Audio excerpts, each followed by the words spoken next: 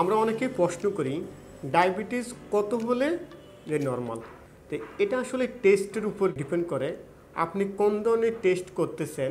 আপনি কি খাওয়ার আগে টেস্ট করতেছেন নাকি পরে টেস্ট করতেছেন, নাকি আপনি ডায়াবেটিসের অ্যাভারেজ যে ব্লাড সুগার লেভেলটা চেক করতেছেন সেটা। তো আমরা সবাই জানি আমাদের ডায়াবেটিস হলে আমাদের রক্তে আসলে কি গ্লুকোজের পরিমাণ বা সুগারের পরিমাণটা আসলে লেভেলটা বেড়ে যায়।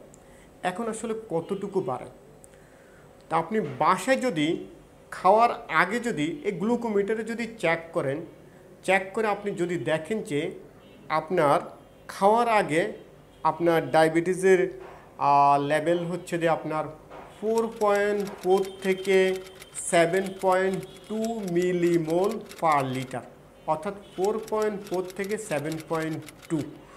যদি আপনি ওটা যদি আপনি পান তাহলে ধরে নিতে পারেন যে আপনার ডায়াবেটিস এখনও হয় নাই।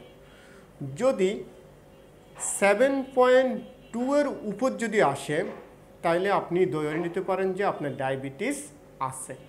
এটা কবে? এটা হচ্ছে খাওয়ার আগে। কিন্তু এবার খাওয়ার 2 ঘন্টা পরে যদি আপনি টেস্ট করেন, টেস্ট করে আপনি যদি দেখেন যে আপনার ডায়াবেটিসের লেভেল 10-এর চাইতে বেশি, অর্থাৎ 10 কি মিলিমোল পার লিটার, অর্থাৎ পার লিটার আপনি দেখেন যে 10-এরও বেশি আপনার গ্লুকোমিটারে, দ্যাট মিনস ধরে নিতে পারেন যে আপনার ডায়াবেটিস আছে। এরপরে কি করতে হবে? অবশ্যই যদি আপনি নতুন হন অবশ্যই আপনি একজন ডক্টরের কাছে যেতে হবে, গিয়ে আপনাকে চেক করতে হবে। ডক্টর আপনাকে যে পরীক্ষা দেয় পরীক্ষা চেক করতে হবে, তারপর আপনাকে ডায়াবেটিস আইডেন্টিফাই করতে হবে। এছাড়া ল্যাবরেটরি তো আপনার খাওয়ার আগে পরে কিছু টেস্ট হয়। খাওয়ার আগে একটা হয় খাওয়ার যে পরে ফাস্টিং যে ব্লাড সুগার, আবার আপনার হচ্ছে যে after fasting blood sugar. So দুইটা টেস্ট হয়, দুইটা টেস্টের মাধ্যমে আপনাকে আসলে কত আপনার ডায়াবেটিস সেটা শনাক্তকরণ করা হয়। এছাড়া আরেকটা গুরুত্বপূর্ণ টেস্ট সেটা হলো HbA1c, হিমোগ্লোবিন A1c আমরা টেস্ট আমরা বলতে পারি। অর্থাৎ এই টেস্টটা হলো আমাদের ব্লাডের এমন একটা টেস্ট যেটা আসলে আমাদের রক্তে বিগত 2 মান্থ বা 3 মান্থে আসলে ব্লাড সুগারের লেভেলটা অ্যাভারেজ আসলে কেমন ছিল ওটা আসলে আমাদের আইডেন্টিফাই করা হয়। যদি আপনি HbA1c যদি টেস্টটা করে আপনি দেখেন যে আপনার অ্যাভারেজ লেভেলটা 5.7-এর চাইতে কম, তাহলে ধরে নিতে পারেন যে আপনার আসলে ডায়াবেটিস নাই। যদি 5.7 থেকে যদি 6.4% যদি এটা হয় তাহলে আপনি ধরতে পারেন যে আপনার প্রি ডায়াবেটিস, অর্থাৎ ডায়াবেটিসের আপনি কাছাকাছি আছেন।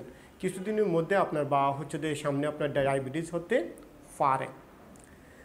যদি আপনার এই 6.5% যদি হয়ে যায় কিংবা বেশি হয়ে যায় তাহলে ধরে নিতে পারেন যে আপনার আসলে ডায়াবেটিস আছে। সো আমরা আসলে এই টেস্টটা খুবই গুরুত্বপূর্ণ।